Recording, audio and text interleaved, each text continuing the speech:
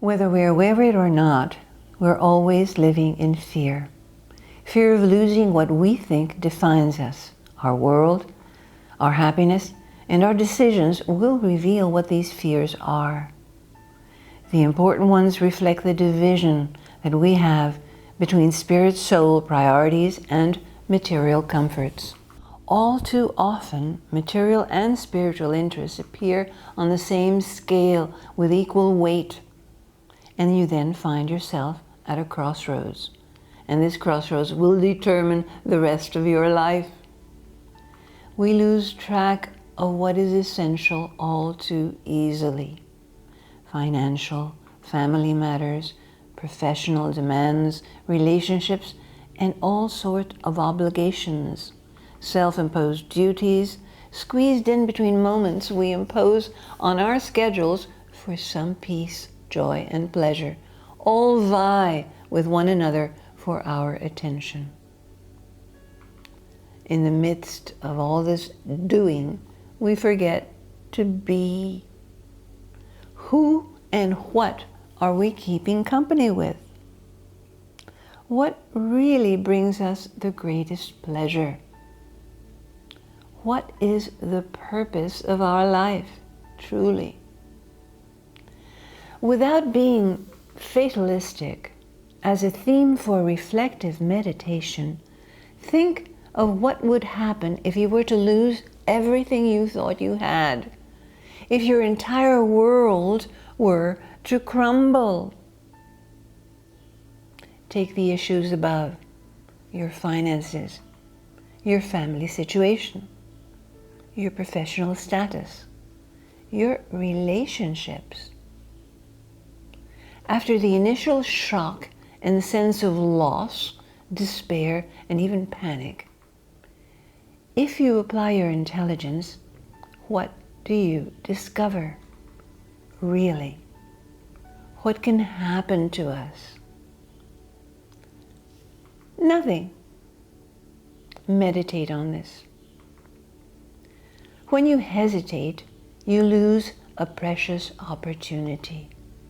The curious thing is that there are no second chances, not really, and not in the spiritual world. The spiritual seeker sees every moment as unique, which is always perceived as an opportunity to learn mastery. And conditions change constantly.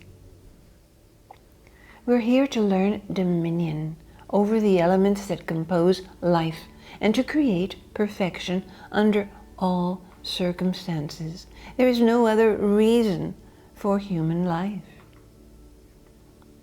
Sometimes, no matter how well you uphold spiritual values, when a particular situation arises, there is tremendous discomfort in your body, boiling with awakened emotions and confused beyond understanding. Making choices and reaching conclusions under these conditions is painful and anguishing. Everything pulls at you. Worse still, if you know that what needs to be set in order in this now will determine the rest of your life, which is always the case. There is no way to evade responsibility without creating yet more discomfort the second or third time similar circumstances show up, because they will.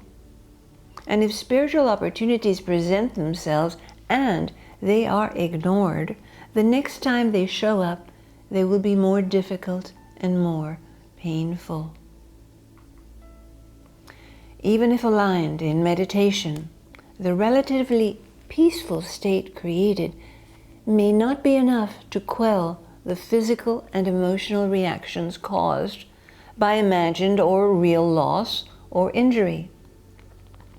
These sensations can be overwhelming to such a degree that the voice of consciousness is not loud enough, showing you that you have little or no control over your mind or emotional reactions, and that rather than choose what is most comfortable or less difficult, is that you need to work on that right now.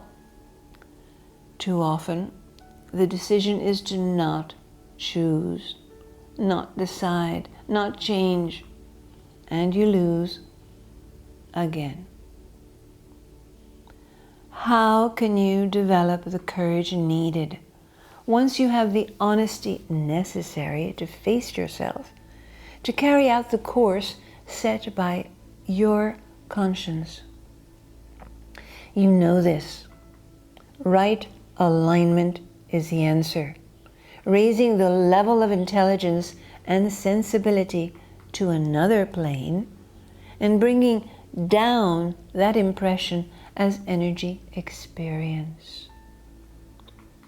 Although it can never provide the insensitivity or ease you might prefer, it will show the causes that prevent you from flowing with life and therein point to the answer, the fearful, painful decision. Every choice we make affects, positively or negatively, the matter of your body and also that of the planet. The simple truth is that the work is always personal and collective. We must remember this. So it's not surprising why people choose to become insensitive. Life, real life, imagined or actual, is ever expanding and deepening sensibility. I hope this helps you when your time comes for facing yourself and your life conditions truly.